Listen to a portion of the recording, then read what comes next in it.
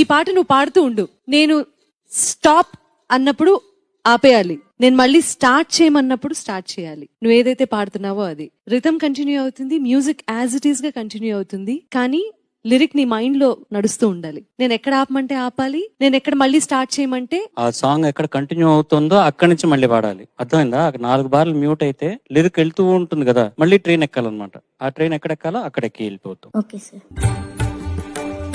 శుభకరుడు సురుచిరుడు భవహరుడు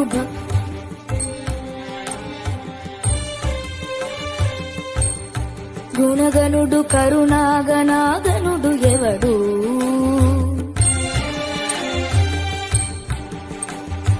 అల్లారు ముద్దుగా అలరారు అందాల అమృతరస చందనుడు రామచంద్రుడు కాక ఇంకెవ్వడు.